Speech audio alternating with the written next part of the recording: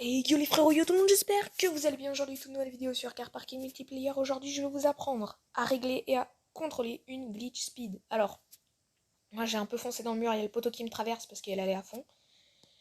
Donc, première étape pour contrôler sa glitch, parce qu'en fait, une glitch speed, si vous mettez pas de bonne gearbox, ça fait ça. Donc, il y a la machine qui part en couille. Si c'est pas en ligne droite, on peut quasiment pas tourner. C'est la merde, ça va beaucoup trop vite. Et ça vous nique les pneus. Donc, pour éviter ça, j'ai une gearbox pour vous. Alors, suspension, ça va être ça.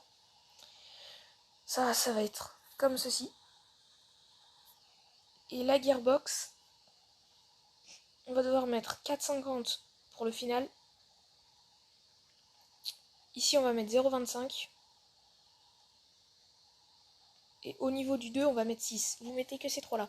Si vous voulez aller encore plus vite, vous augmentez le final à 6. Mais franchement, il n'y a pas besoin. Là, il fait déjà du 4,5 secondes au 402 mètres. Donc, c'est bon. Donc, là, avec ma gearbox que je vous ai dit, vous allez vous dire, mais c'est nul, elle va pas vite. C'est censé être une speed glitch et elle va pas très vite. Alors, c'est fait exprès. En fait, alors là, j'ai plus de pneus, donc ça va être difficile. Mais en gros, là, elle est en mode contrôlé. Si vous la laissez trop longtemps en accélération comme ça, quand elle va dépasser les 360 km/h à peu près, elle va se mettre à péter un câble, elle va partir à 1000 km/h. Mais pour les courses, imaginons, je vais essayer de trouver quelqu'un pour faire une course. Attendez. Après réflexion, je me suis rendu compte que j'étais en mode solo. Donc ça va être difficile. Mais on va faire comme si on était dans une course. Là, c'est le départ. Donc j'ai changé les pneus, c'est plus pratique. Va falloir, en fait, pas se mettre en D, mais se mettre en M. Donc comme ça.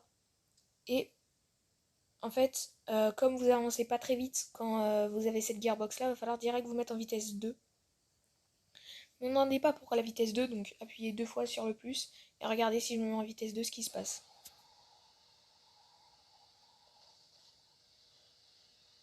Voilà, alors, sachant qu'en course, vous vous faites redresser par un bot, donc c'est bon, ça passe en course. Mais bon, voilà. Oh, 300 km/h, 300 km passés, cool.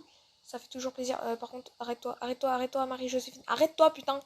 Mais arrête-toi, connasse, connasse, connasse. Ah bah voilà.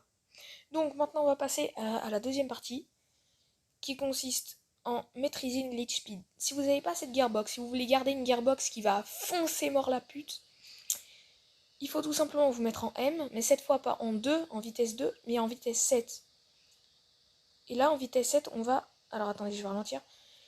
On va beaucoup moins vite. Donc si vous mettez votre truc full partout, au niveau de la gearbox, ça vous ralentira votre voiture et vous pourrez rouler à un rythme normal. Voilà.